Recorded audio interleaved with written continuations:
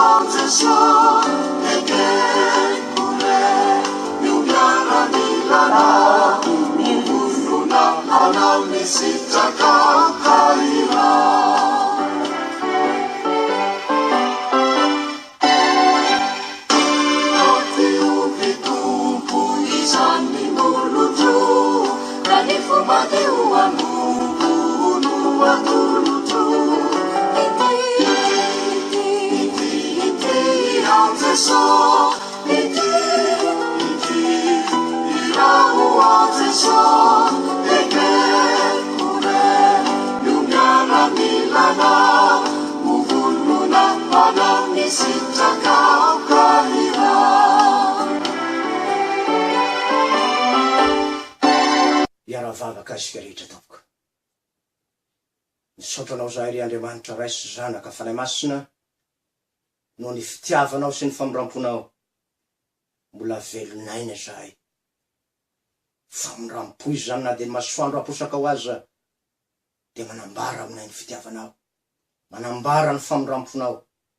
Androany zahay dia hanavao ny fanaikena nataonay teo anatrehanao dia ny hanompo anao amin'ny andronay rehetra. Maro ny fahavalo te handevona ny finoanay, te handevona ny firaisanay iaina aminao Jesosy, ary te hamono tanteraka anay any amin'ny helo. Kanefa soa ihany Jesosy, fa teo ianao, lay kapiteniny fiainanay, lay mpampandresy anay, lay mpanome anay ny fandresena eto amin'izao fiainana sy ny sarom-boninahitra fiainana mandrakizay. Ataovo mahatoky hatramin'ny fahafatesana, ka sy hiembotra na iovaova, na inona mandalo, na inona fakapanahy, na inona fahoriana, tsy misy asaraka anay amin'ny fitiavanao Kristy Jesosy izany. Avy fanahy masina mpiorona izany, finoana velona izany ao anatinay. Sotra tompo. Amen. Ny fampianarana soratra masina izay nofidiko dia araka rehefa nivoalaza teo, mitondra ny lohateny hoe mahatoky hatramin'ny fahafatesana ny olombo fidin'Andriamanitra. Mahatoky hatramin'ny fahafatesana ny olombo fidin'Andriamanitra. Azo adika koa izany lohateny izany no hoe maharitra hatramin'ny fahafatesana ny olombo fidin'Andriamanitra, na maharitra hatramin'ny fahafatesana ny mino. Zany no lohateny izay omena antsika, ka sady faharetana amin'ny finoana no resahina amin'izany, no faharetana koa amin'ny fanimpona any Kristy Jesosy.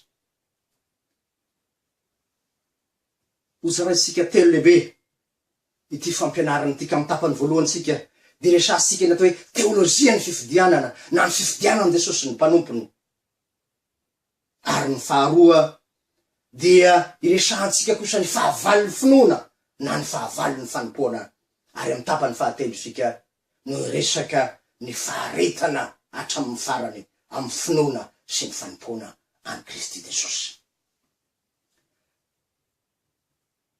Raha idiratsika avy hatrany ny tapany voalohany dina amin'ny atao hoe teolojia ny fifidianana na ny fifidianan'i Jesosy, ny mpanompony dia manana ten'Andriamanitra fototra eo renantsika ny amin'izany dia ny Jaona 5:12 zay lazany Jesosy hoe tsy anareo no nifidy ahy fa izaho no nifidy anareo ka nanendry anareo. Tsy anareo no nifidy ahy fa izaho no nifidy anareo.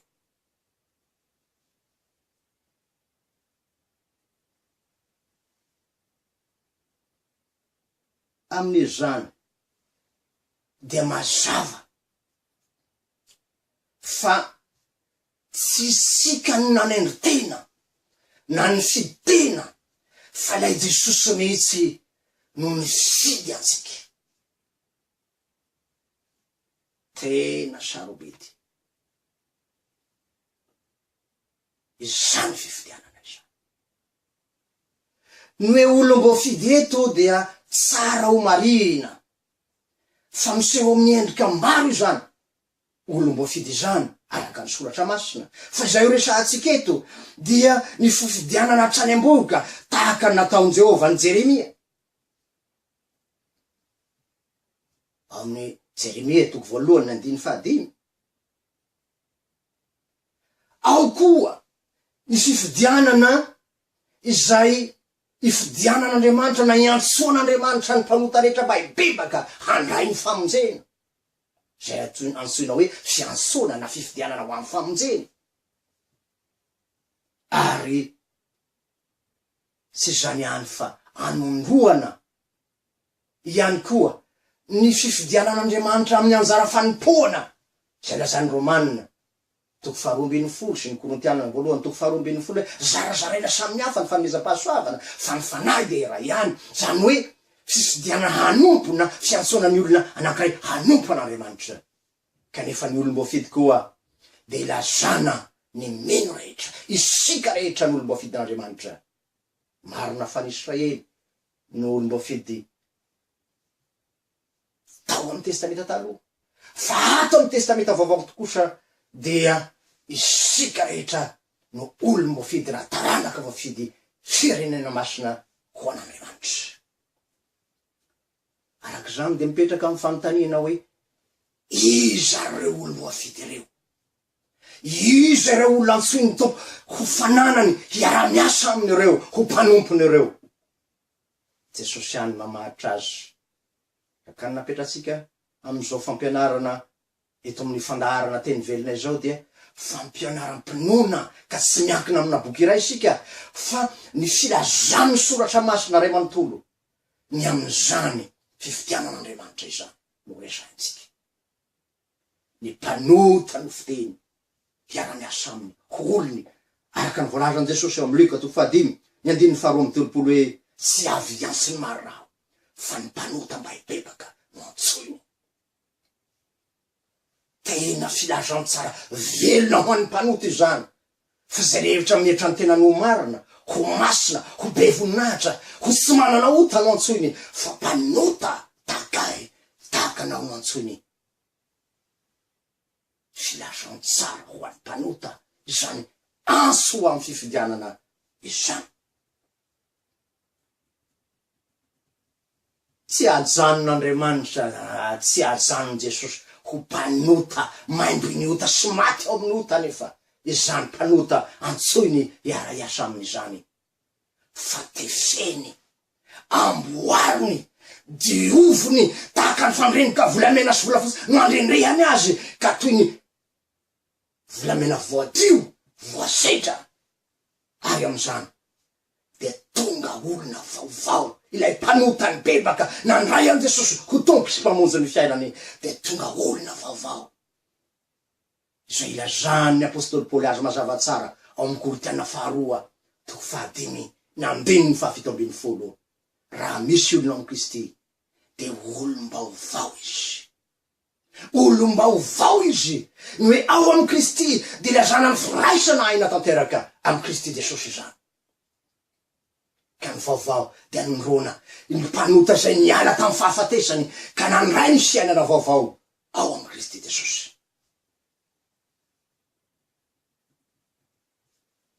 Inona re no antony nanosoka an Jesosy hisidy ansika? Inona re no antony manokana mandrosoka azy hiara-miasa amy mpanota? Mazava ny antony de ny fitiavany sy ny famindram-pony ihany. Fanapahan-kevitry Jesosy samy rery ihany fa tsisy manosoka azy. Marany Jehovah zany amy Deutéronomie 10 ny 9:12 ny raitra tamin'ny Israely ny fitiavan'Andriamanitra. Ary zany koa no mbola averin Jesosy fa tena tia ansika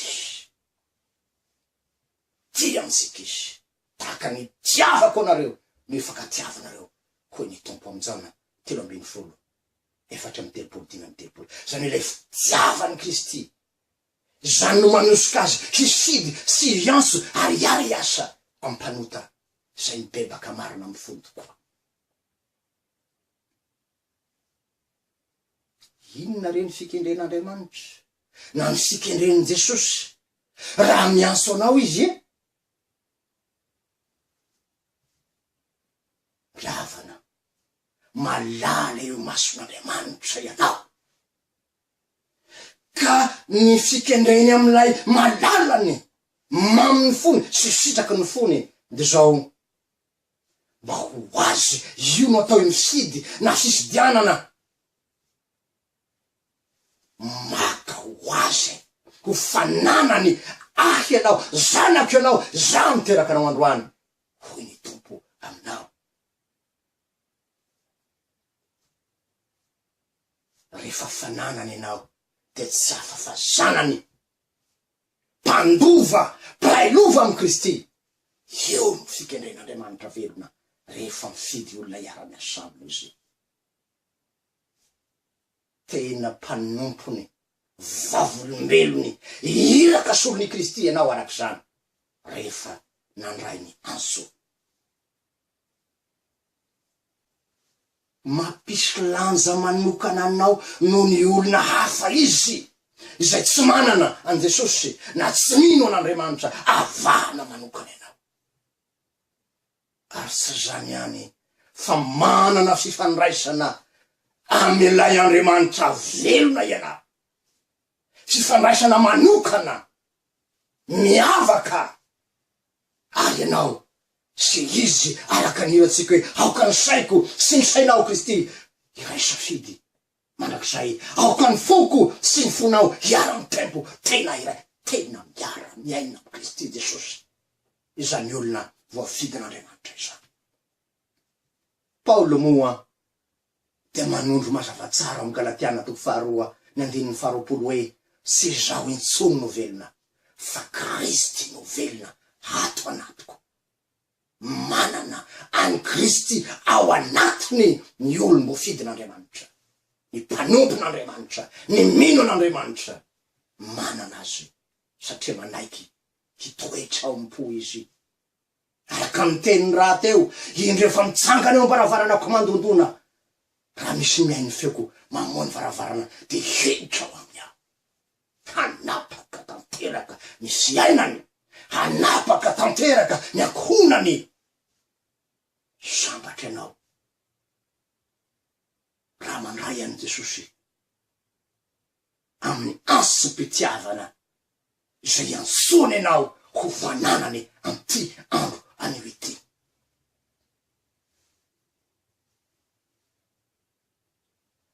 Petera apôstôly de mamintina izany atao hoe olo mbo fidin'Andriamanitra na hoe ny mino an'Andriamanitra na mpanompon'Andriamanitra izany ka hoy izy eo amy Petera 1:2 ny 9:7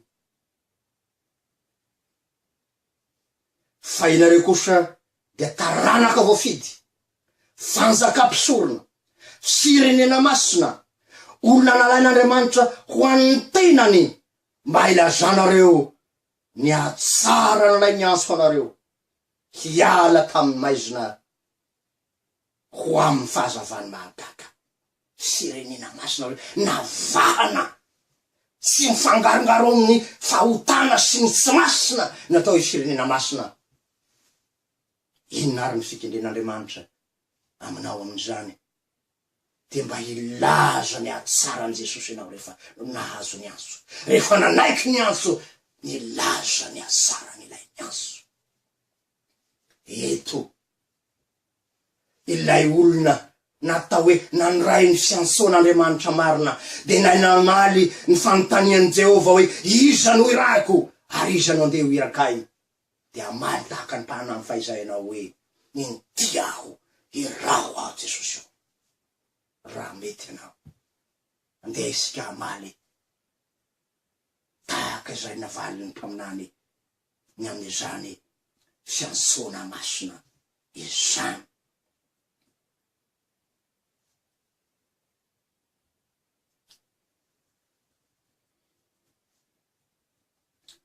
Ny tapany faharoa amizao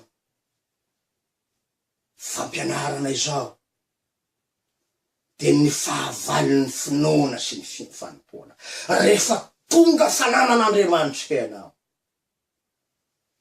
de miomana fa maro ny fahavalo tiandevona ny finoanao, tia ampisaraka anao amin'i Jesosy, tia ampianatra anao, tia hitondra anao mankany amin'ny helo mandrakizay ratsy mitandrina sy miambona ianao. Tsy mampitahotra zany ry havana, fa kosa ahatonga antsika hiambona tsara, ahatonga antsika hiambona tsara. Ny raindahany zany fahavalo zany de ndevoly zay mampiasa fomba maro samihafa zay ho resasika manarak'eo. De ange vakisika ny tenin'ny Petera apôstôly manambary zany maharomotsy any Satana izany ao amin'ny Petera voalohany toko 5:15 ka hatramin'ny 7. Minaran' Jesosy mahonona tena miambena fa ndevoly fahavalonareo mandehandeha tahaka ny liona mierina mitady zay harapany, tohero izy ka miorena tsara amin'ny finoananareo, miriorio tahaka ny liona mierona mitady zay harapany, tohero izy miorena tsara amin'ny finoana ianareo. Zany de mampahasiaro ny tenin'ny apôstôly Paoly amin'ny Korintiana voalohany toko 10:19-20 hoe miorena tsara aza miova na de ho avy aza Satana hanozongozona ny finoanao, hanozongozona ny firaisanao amin'i Jesosy, hanozongozona ny faharitanao, de zao miorena tsara aza miova. Ny tsy miovaova de dikany hoe mino zany, tsy miovaova, tsy mivadibadika, ny mino fa mahatoky hatramin'ny fahafatesana. Zany no hevitry ny teny hoe mino.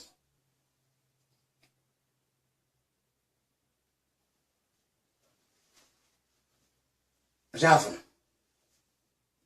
eto dia tian'Andriamanitra hapetraka tsara fa ianao dia miady, satria manam-pahavala, miady isan'andro ny mino, miady isan'andro ny mino, fa zay tsy miady de fa resy sahady izy zay, zay tsy miady de fa resy sahady izy zay.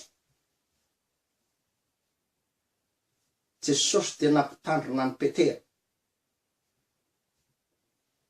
zao ny voalazany ao amin'ny Luka toko 2:20 ka hatramin'ny 2:30. Raha hoy ny Tompo, ry Simona, ino Satana efa nilofo nitady anareo ho kororoiny toy ny vary, nefa izaho nangataka ho anao mba tsy ho levona ny finoanao.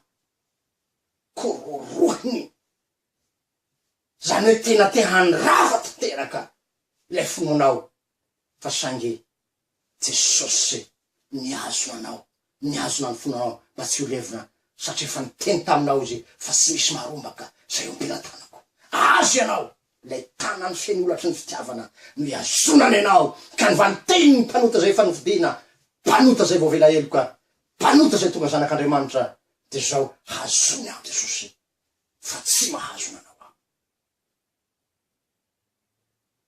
Kanefa tsy midika zany fa dia tsy manana fanoloran-tena fa dia azona Jesosy tenao manao zay tianao atao.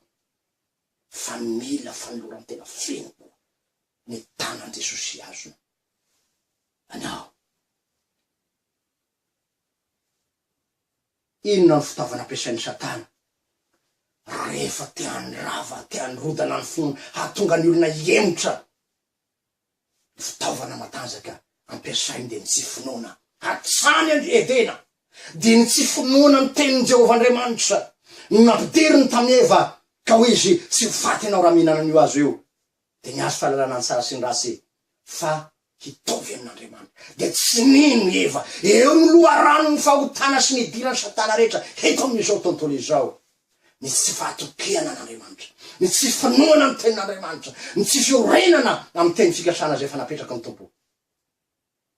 Ianao azo isan'izay tsy mino fa minoa ny fahotana. Zany no fitaovana oentiny Satana handrodana ny finoany miny, hisitona azy ala amin'ny fanompoana resahana eto. De lazana ny maha-pastory zany, maha-mpiandro zany, maha-katekista zany, evangelista zany, ny adidy samihafa zay raisinao amin'ny sampana zay misy anao zany ao amin'ny fiangonana, ny maha-kristiana anao zany fanompoana avokoa zany. Miezaka Satana handrava, ary indraindray de mampiasa ny ten'Andriamanitra izy. Zay lazainy Martin Luther, parole de nature, zany hoe le ten'Andriamanitra ihany no ahodiny, ohatra am'izany hoe tsy avy sy marina fanompoana baibebaka. De hoe Satana, tsy renao fa ny mpanota ny tadiaviny manontalo de avy eo mibebaka fa raisiny ihany ianao. Manararaotra le fahasoavan'Andriamanitra raha tonga tampoka ao anatin'ny fanaovana ota Kristy, hoaizy ianao. Asa manararaotra hitondra hanotana ilay fahasoavana sy fitiavan'Andriamanitra anao. Fa raraoty ny andro azo avao novatsoa hibebana, hijoroana, hizarana Jesosy. Io mahasabidy ilay fiantsoana zay iantsoan'ny tompo anao am'ty andro anio ity. Koa zany de tandremo tsy lalaota fa izany ny fomba isotoman'ny Satana anao hiala am' Jesosy, satria ny fahotana no hevitra mampisaraka antsika amin'Andriamanitra, ka raha milalaota de tafasaraka tanteraka amin'Andriamanitra. Tsy anao zany. Ny fikendren'ny Satana de tsotra ny hialanao am' Jesosy, tsy ny andovanao elo, ny tondra ny fahafatesana eto an-tany sy manakizay. Zany no fikendre. Ary azo atikako hoe andevona tanteraka ny finoana ao anatinao, ka de mitandrema. Rehefa tsy miorina amin'ny tenin'Andriamanitra ianao, de alavo ny tanteraka, alavo ny Satana tanteraka, satria ny tenin'Andriamanitra irery ihany no anananao ny Jesosy ao anatinao, anananao fitaovana mpiadiana mahery eo ny efasiana toko fahenina. Azahoana mandresy sy manohitra, anananao finoana velo, ny Romanina toko 10:7-12, ary anananao fandresena ho ny Efesiana toko 1:7-7 amin'ny fahavalo rehetra. Kanefa aza matahotra fifomenenao ny teniny raiso zany, iaino zany, sady aina ho anao zany, no fitaovam-piadianao anao zany, mahatonga anao mpandresy zany.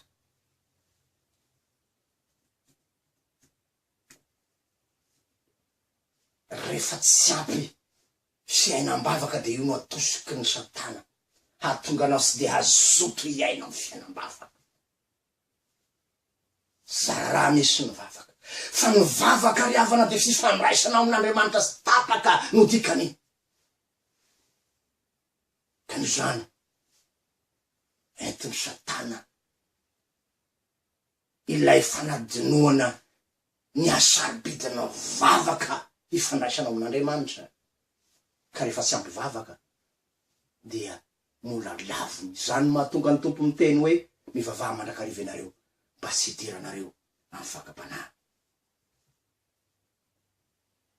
Sy aina am-bebebahana izany, sy aina am-bavaka izany, satria zany hoy ty mpanompon'Andriamanitra anankiray ty hoe sy aina am-bebebahana no kapoka mandrivorivy ikapoana Satana amin'ny lohany, satria zay mibebaka de tena mandevona sy mamono ny Satana zany.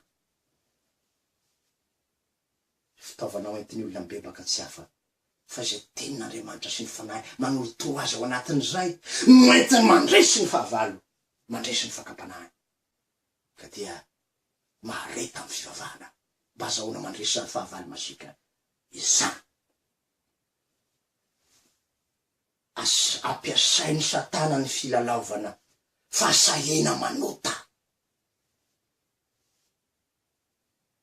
amin'ny théologie libérale de ny hoe rehefa mino ianao de azonao atao ny fahotana rehetrarehetra fa sy hamarinina amin'ny asa fa hamarinina amin'ny finoana. Ary zay mampivily indraindray ny fampianarana, ny fiangonana, ny fiorenana tafahoatra amin'ny filazana fa sy hamarinina amin'ny asany olona fa amin'ny finoana. Tena marina zany fampianarana zany. Fa sain'izao rehefa no hamarinina amin'ny finoana ianao dia manaza ny fahamasinan'i Kristy. Romanina toko fahaenina andiny fahatelo amby roapolo de fahafatesana ny tambony ota ka tsy azo lalaovina izany, tsy azo lalaovina izany. Inona no mahatonga ny olona ilalaota indraindray? Ny fijerena ny toa olom-bo fidin'Andriamanitra efa ela ny vavahana, efa ela ny nahampiandry sy ny sisa nefa mbola sahy milalaota. Jereny olom-baovao io, raha vondraisinao mpandray izy, raha vondraisinao mpiandry izy, raha vondraisinao pastory izy, mijery an'ireo haivy azo atao ihany ty karazana fahotana ity raha ity e, haivy mety ihany na de mpiandry aza manao ty fahotana raha ity e. Angony avy koa ny falemeny olona efa teo alohany de izy ny lasa manana fahotana be. De hoy Jesosy am'ireo olom-boafidy milalaota ireo, ianareo tsy miditra fa ny olona hiditra sakananareo. Zany ny avy aty afara tsy mahitanao fianarana ho an'ny tahaka ny Timoty fa izay hoe ako fianarana ho an'ny mino ianao. Re olom-boafidy tahakay meteza re ho iraka solon'i Kristy, ho fianarana ho an'ny meno fa tsy andavo ny meno. Sanatria tsy ianao zany akory fa ianao lay fianarana ho an'ny meno araka ny volazan'i Paoly tamin'ny Timoty fa izay. Rehefa tsy azo ny lalaota ianao na hanompo sampy na hangalatra, tsy azony ianao amin'ny fanaon'izao tontolo izao de miva endrika ny ray Satana. Tsy mampiseho ny tandro nitsony izy fa lasa amboadia mitafody zanak'ondro indray izy. Io lay mitondra ny tenin'Andriamanitra, mitondra fahagagana santoka. Mampitandrina anao Jesosy, mampitandrina anao Jesosy, mampitandrina ansika izy.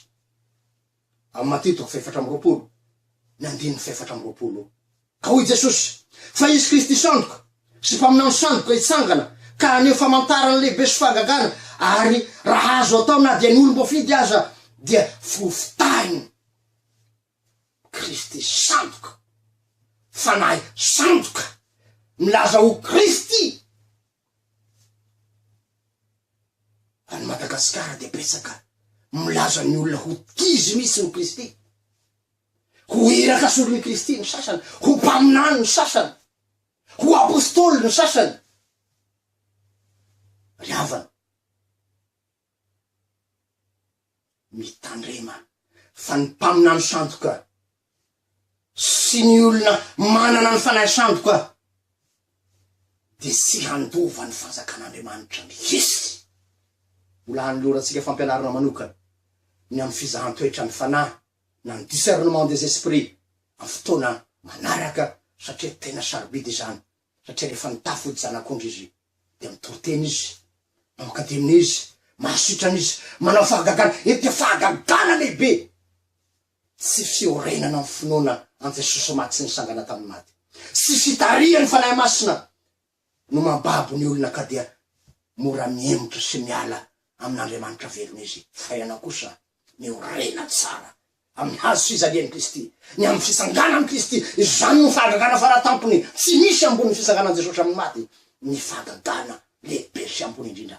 Raiso zany dia ho velony ianao ary aoka ho tariny fanan'Andriamanitra fa sy ny fanahisano ka. Fa ny Romana 8:8 hoe zay tariny fanan'Andriamanitra no zanak'Andriamanitra. Arak'izany dia mila mitandrina antsika ravana fa rio satana mitady fomba maro samihafa. Ampiasainy koa ny teolojian'ny voninahitra na ny teolojian'ny fahombiazana. Ka betsaka ny fiangonana zay mampiasa vao miaraka amin'ity fiangonana ity dia tapotratra eo ny fahoriana, tapotratra eo ny fahantrana, mivaly avokoa zay angatainao eo avokoa ny zavatra rehetrarehetra. Kanefa koa ny tompo amin'izao tontolo zao mahitanao olo fahoriana, kanefa matoka efa izava nindresy zao tontolo izao. Zany hoe Kristy Jesosy dia mampandalo fizahan-toetra ary indraindray koa mandalo fahoriana noho ny fakapanahy ny meno. Kanefa Jesosy no mampandresina. Tsy mandalo fahoriana fa mandalo fahoriana mandresy. Tsy hoe de mahanitra tanteraka koa miaraka amin'ny Jesosy fa saingy zao ny sahaza no meno. Amin'ny hoe valim-bavaka tsy maintsy eo koa dia mizara telo ny valim-bavaka. Na ekin'Andriamanitra dia azo ny eo, na mbola niany kely fa tsy feno ny fotoana, na sy azo misy satria tsy mahasoa anao. Mitondra hazo fijaliana ny mpanaraka azy Jesosy. Zany no teolojian'ny fiangonana, zany no fampianaran'ny fiangonana. Kanefa Jesosy miara-mibata aminy zany hazo fijaliana zany. Mampandresy azy tokoa izy, mamaha olana amin'ny fiainany, manao fahagagana tokoa Jesosy kanefa mitandrema. Fa sao dia fahagagana sandoka tahaka ny fahagagana nataon'ny ombiasy ny Farao. Fa ianao dia manana ilay fahagagana lehibe. Kristy nisangana amin'ny maty ny voalohany, ny faharoa ianao nasangany tamin'ny maty. Hitako ny lalasaraka izao rakoina salama, azoko ny famonjena dia Kristy nisanana tamin'ny maty. Tanako mafy zany raha mety ianao andao hiorona amin'izany fotoana matanjaka sy fahagagana matanjaka zany dia Jesosy nisangana tamin'ny maty. Miseho toy ny anjely mazava izy arak'izany Satana, ka dia mandokandoka ny voninahitra, ny fahombiazana, ny zavatsoan'ny tany, fa tsy mabanjina anao ilay hazo fijalian'i Kristy. Ho hitantsika amin'ny manaraka araka mvolazako teo, ny amin'izany fizahan-toetra ny fanahy izy zany. Ka tsy valaparako lava eto.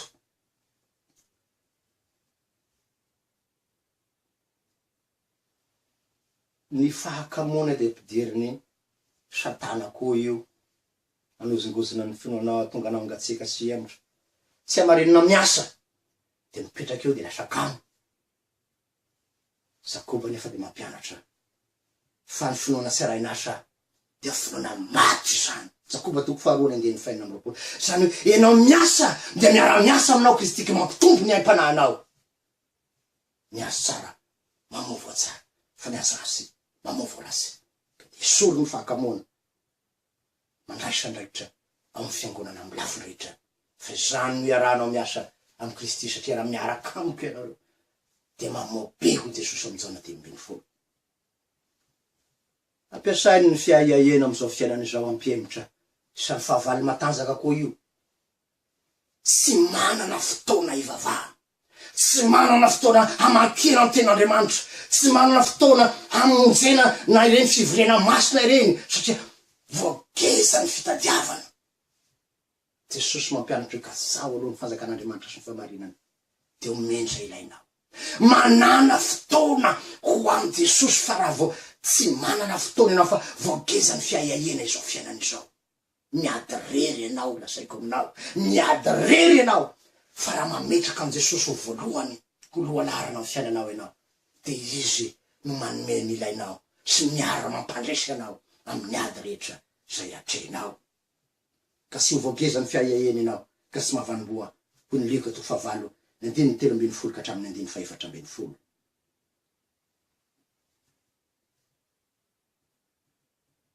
Noho zany ary dia aoka hiaritra fahoriana ianao satria samy ampiasainy satana koa rehefa miaritra fahoriana ianao manotaro sy fisina ianao dia ho izy aiza ry lay Jesosy nao fa toa tsy hitany ianao am'izao fahorianao zao am'izao fahantranao zao indrindra rehefa lava dia tsy manana faharetana mampianatra anao aoka ho mahatoky hatramy fahafatesana ianao sady miaritra no maharitra am'izany fiaretana zany amin'ny teny frantsay dia mazava ny fomba filazana azy mila manana patience endurance et persévérance ny olona zay lazainy teny gasy hoe manana fiaretana faharetana fikirizana hatramy fahafatesana dia tsy misaraka am' Jesosy na ho mora na ho mafy izany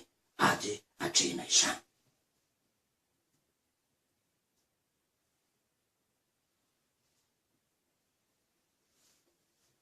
Manoloana ny fahoriana maro samihafa dia mampianatra ny soratra masina fa ny fahoriana dia mahatonga faharetana zany mahatonga fahasara-panavo za toetra zany ary fanadiovana ny mino ho tahaka ny fandrenika volamena sy volafotsy ataon'Andriamanitra izany ka zay maharitra hatramy farany ihany no ho vonjena. Ankehitriny dia maranasika azy mandeha ny Facebook, mandeha ny YouTube, mandeha zao réseaux sociaux rehetrarehetra zao. Fitaovana mahomby eo an-tanany satana ireo. Fitaovana mahomby eo an-tanany satana ireo fa besaka ny fahalitoana ao anatin'ireny. Ravana zay mahasoa sy mifanaraka amin'ny sitrapon'Andriamanitra re no ampiasao izany fitaovana nomen'Andriamanitra zany. Ampiasao izarana tenin'Andriamanitra zany. Ampiasao izarana Jesosy zany fa mahasoa mampandova fanjakany lanitra olona maro ny tenin'Andriamanitra na dia andalany soratra masina iray aza avoakanao amin'ny Facebook dia lazaiko aminao fa olona maro mety hiova hibebaka handray an' Jesosy ho tompo sy mpamonjy ny fiainana ansoavo ho anao kristiana rehetra mampiasa ny réseaux sociaux samihafa tahaka ny Facebook sy ny YouTube sy ny sisa dia zao sarao ny tenin'Andriamanitra amin'izany sarao Jesosy amin'izany fa tena saribedy izany fizarana an' Jesosy amin'ny alalan'ireo serasera samihafa ireo ihany. Tsy maharitra sy mozongozona koa ianao raha tsy mahita ny atsara sy ny amamin' Jesosy. Nefa ny soratra masina dia miteny mazavatsara andramoka izao fa tsara Jehova sambatra ny olona zay mialoka aminy. Mamiko sy tiako ilay hiritsika amin'ny fandraisana ny fanasan'ny tompo hoe maniry mafiaro Jesosy tompo ialoka eo ambany azo fizalianao tsy misy toeran-kafatena mamiko raha tsy eo no ananako famelan-keloka eo no ananako fiaina eo no anadiovan'ny tompo ahy eo no andraisany ny mpanota tahaka ahy ho fananany sy tena sanany. Maniry ve ianao mba hialoka tokoa no ambany zany azo fizalian'i Kristy zany sambatra ianao satria eo mivoaka ilay rany Kristy ivoaka ao Golgota lay reny rano soa iantsona ny mpanota ho ao avokoa vahoaka tapitisa no indray misotro ao hahita paradisa. Andeha isotro ny rano Kristy zay rano fanekena vaovaosika ho famelan-keloka sy fiainana araka amin'ny tenin' Jesosy amin'izany toko fahenina ny andiny efatra amby dimampolo hoe zay mihinana nofoko sy misotro ny rako no manana fiainana marak'izay sao anangana azy amin'ny alitarany dia tsy enitra ianao fa hijobo tsara ianao. Feny amin'ny ety fizarana faharoa ety mila firaisana amin'ny Jesosy ianao mba tsy hirodana ny fonanao. Mila mivelona amin'ny tenin'Andriamanitra ianao mba tsy hirodana ny fonanao. Mila tary ny fanan'Andriamanitra ianao mba hanana ny Kristy nisangana tamin'ny maty. Mila miaina finebana isan'andro ianao mba hahatonga anao ho mpandresy manoloana ny fagapanahy maro samihafa ary tsy zany ihany fa ny fiainanao andavanandro dia mandeha araka ny sitrapon'Andriamanitra ka dia tsy handeha amin'ny herin'ny tenanao ianao fa i Jesosy ilay kapiteninao no mampandresy anao. Tonga eto amin'ny fizarana fahatelo ary isika dia ny faharetana amin'ny finoana sy ny fanompoana. Ny faharetana amin'ny finoana sy ny faharetana amin'ny fanompoana. Inona no atao mba hahatonga anao haharitra? Inona no atao hahatonga anao tsy iovaova? Inona no atao hahatonga anao iorana tsara? Inona no atao mba hahatonga anao mpandresy? Eny manotra no ny mpandresy aza. Ny valiny voalohany dia tsy ny ataonao, fa Jesosy rery no mampandresy anao. Io no valiny ety ampiandohana.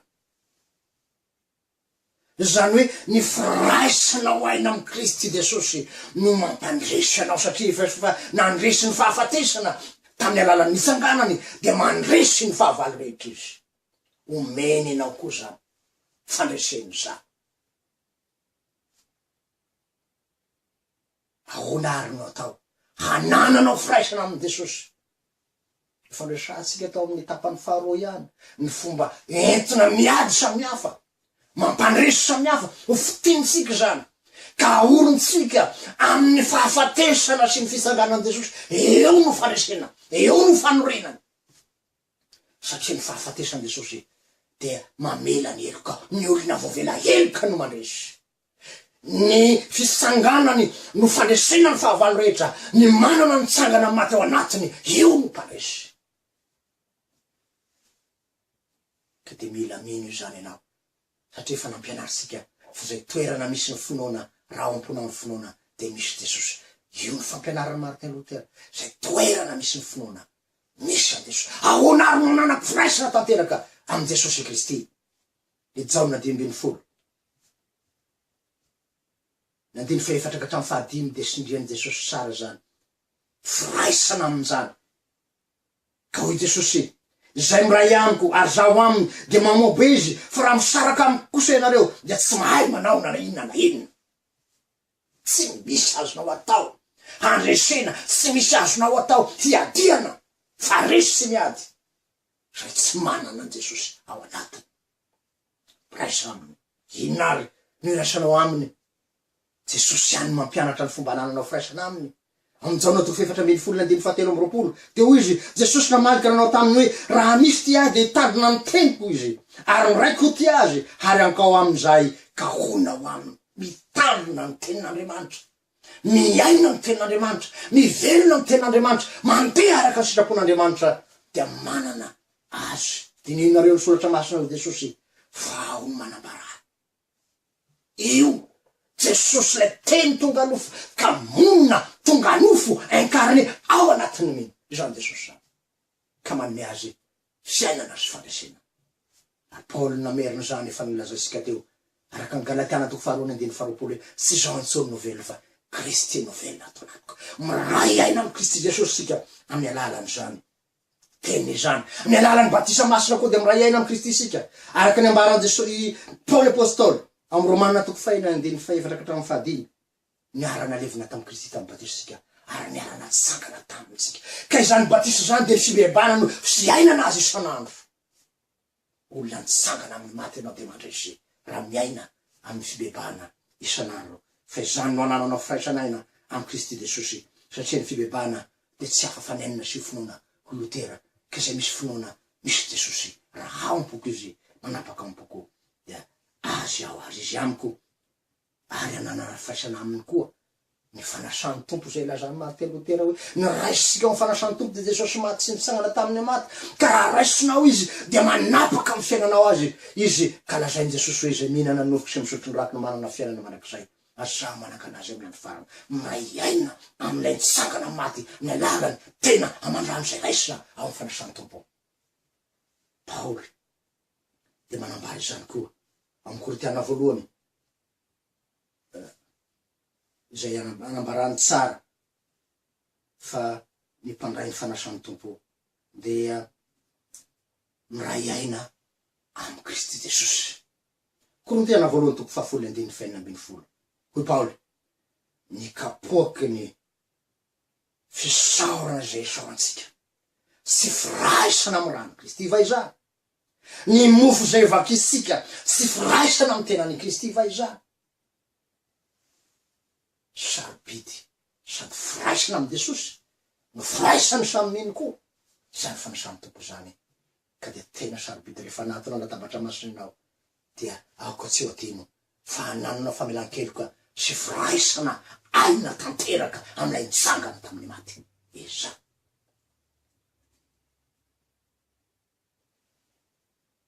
ny olona te iray aina amin' Jesosy de sy milala ota izy fa ny Isaia 8:24 de lazany ny Isaia hoe ny fahotanareo ny elokareo no mampisaraka nareo amin'Andriamanitra ka izay milala ota de tafasaraka amin' Jesosy izy ka noho izany ny tokony hananana fiainana masina raha sendra hitanao ary fa nivirenao firenahikana voninandray anao ny tompo mba hanananao firaisana aminy sy maintsy tariny fanahy maso ianao vo manana firaisana aina amin' Jesosy ny Romanina 9:9 de mamampianatra tsara fa ny fanahy nylay nanangana ny Kristy tamin'ny maty no mitoetra ao anatinareo de zany manangana ny Kristy tamin'ny maty manangana na ny tenanareo mety maty sy mitondra ny Kristy ao anaty amin'ny alalan'ny fanahiny ka izany fanahy zany no mitondra ny tenin'Andriamanitra hiasa ao anatin'ny fo ka tsy maintsy tariny fanan'Andriamanitra ianao zany raha te andresy ny fanahiny demonia ny Galatiana 5:5 dia ilazany ny apôstôly Paoly sara fa ny fanahy dia mamono ny filariota ary rehefa sy anaty 5 de ny fanahy zany no mandevona ny asan'ny fahavalo rehetra ka raha tariny fanan'Andriamanitra ianao de tanteraka ny teny Jesosy raha ny fanahy ny demonia anao raha ny fanahin'Andriamanitra anao amoako ny demonia de fa tonga aminareo ny fanjakan'Andriamanitra zany fanahy zany no manoritoro ny fo ka hatonga asika ibebaka zany fanahy zany manorona finoana velona mampitombo ny finoana mampaharitra ny finoana ny alalan'ny tenin'Andriamanitra zay omeny sy ny fiasany ao anatiny aneno ka dia tsy maintsy mangataka mba ho tariny fanahin'Andriamanitra fa Paoly dia mampianatra tsara fa tariny fanahin'Andriamanitra no zanak'Andriamanitra araka ny Romanina 9:5 zany fanahin'Andriamanitra zany no miteraka antsika olona vaovao manana toetra vaovao mifanaraka amin'ny sitrapon'Andriamanitra ary manafery antsika ho ny asan'ny apôstôly toko voalohany ny 5 azo ery ianareo amin'ny lasany fanahy masina aminareo fery azahoana mizara koa any Jesosy ka tonga ny olona andresy ny 5 fery mandresy ny 5 zany fanahin'Andriamanitra zany dia raiso ny fanahy masina raiso ny tenin'Andriamanitra fireo de fitaovam-piadena mahery vaika moentina mandresy ny 5 de ho mpandresy anao ary hanana an Jesosy ho fiainanao fa voalaza sika teo hoe aza miorina amin'ny fahagagana samboka fa morena amin'ny fahagagana faratampony de ny fisanganan Jesosy tamin'ny maty fa zany no hanananao fiainana manak'izay fa voalaza sika teo ny fiainam-bavaka miaina mivavaka mba handresy ny fakampanahy sy hanana fifandraisana sy tapaka amin'Andriamanitra efa voalaza sika teo ny hananana fitondrantena masina satria efa taranaka voafidy tsy mifangaro amin'ny ota de mpandresy ianao satria zany ota zany no fitaovana ampiasain'ny Satana ka raha mifady ianao ny ota de ho mpandresy satria miray aina amin'ny Kristy Jesosy ianao efa voalaza sika teo fa mila miaritra ianao mila mitonga ny azo fizaliana ianao ary rehefa zany de voadio tahaka ny volamena ianao ka mahatoky hatramy fahafatesana omen'Andriamanitra ny sari-poninahitra fiainana ianao ka dia mpianariny tompo ny amin'izany isika engany mba tsy ho zatra vavaka ka sy andary amin'ny tenin'Andriamanitra ka hevitra fefa mahay engany tsy voataona ny olona manodidina isika hakatahaka azy amin'ny fahotana engany ka tsy hisy ninona ampisaraka antsika amin'ny fitiavan'Andriamanitra zay ao amin'ny Kristy Jesosy na inony zany sy ho voageza ny fiahiaheny zao fiainany zao sika fa tena ametraka an Jesosy ho voalohany ho lohalaharana amin'ny fiainatsika fa sy ho voageza ny fiahihena zao fiainany zao sy ho voageza ny vola sy ho afatry ny voninahitra fa andeha hiaina amin'ny fitondrantena madio sy masina ny loharanony zany fitondrantena madio sy masina zany de ny fitiavana zay feny fahatanterahana ny olona miaina ny fitiavana de mandresy fitiavana manahoany zany fitenin'i Jesosy amin'ny teny roa fitiavana an'Andriamanitra tiavany Jehovahandriamanitra amin'ny fona rehetra misainao rehetra hianao rehetra ary tiavany namanao tahaka amin'ny tenana ny olona miaina ny fitiavana de manana an'ilay Jesosy fitiavana ao anatiny izy misy rehefa ny mihevitra fa mijoro sara izy. Fa mijoro sara izy. Ka zany tsozimozina misy. Mampitandrina anao misoratra azy. Mampitandrina anao. Amin'ny alalan'ny tenin'ny apôstôly Paoly amin'ny Korinthiana 1:12-13. Koa zay manao azy fa efa mijoro sara, dia aoka izy hitandrina fandraho lavo. Zay manao azy fa efa mijoro sara, aoka hitandrina fandraho lavo. Satria misy fanamarina tena ambadikin'izany. Heverina fenao no mahavita misaraka amin'ny Jesosy ianao. Tsy mahay manao na inona fa Jesosy rery mampandresy, satria izy nefa nandresy ny fahavalo rehetra. Misy tenin'Andriamanitra roa amin'ny tianasika. Izy zao tapany fahatelo izao, zay fitenin'Andriamanitra ho fanorenany ty tapany fahatelo ity. Hebreo 10:20. Fakitsika amin'ny anaran'i Jesosy. Fa isika tsy mba namany zay miemotra ho amin'ny fahaverezana, fa namany zay mino ho famonjenany fanahy. Isika tsy mba namany zay miemotra ho amin'ny fahaverezana. Aza miemotra ry havana. Aza miemotra. Aza miova. Miorena tsara ao amin'ny Kristy Jesosy, zay fehezoro ny finoanao. Amin'ny ten'Andriamanitra farany, ny Apokalipsy 2:10. Ho ny Tompo, aoko mahatoky hatramin'ny fahafatesana ianao, ty omeko anao ny sarom-poninahitra fiainana. Mahatoky hatramin'ny fahafatesana hoe na inona. Tahaka andra salama maro ty ora. Teo an-damosy ny lefina fidio na Jesosy ny tianao na ity lefina ity. Raha miala sy mandahon'i Jesosy ianao, teo velona soaman tsara. Fa raha manaiky an' Jesosy ho tompo sy mpamonjinao ianao, de ty lefina ity no namany lamosinao. Ho lasa lama zay modely ny malagasy ny finoana sy ny fijoroana tsy miova, tsy mivadibadika, mahatoky hatramin'ny fahafatesana. Hitako ny lala tsara ka izorako, azoko ny famonjena ka hitanako mafy. Iza reny malagasy. Mbola anana izany fanekam-pinoana matanjaka izany, ka ilaza hitako ny asaran' Jesosy. Fantatro zay inoko. Tsy ho voahozongozo ny fahagagana samihafa, sandoko aho. Tsy voahozongozo ny zavatry ny tany zay mety mitondra hisaraka amin'ny Jesosy zany. Fa iorina tsara amin'ny fitiavan'Andriamanitra ao amin'ny Kristy Jesosy. Ny apôstôly Paoly dia milaza fa manoatra noho ny mpandresy isika amin'ny Romana 9:9 amin'ny alalan'ilay tiantsika. Manoatra noho ny mpandresy isika amin'ny alalan'ilay tiantsika. Mialohan'ny famotinana, ny fampianarana dia nambira 720 teo ihany sika, ny andininy 3 sy 4.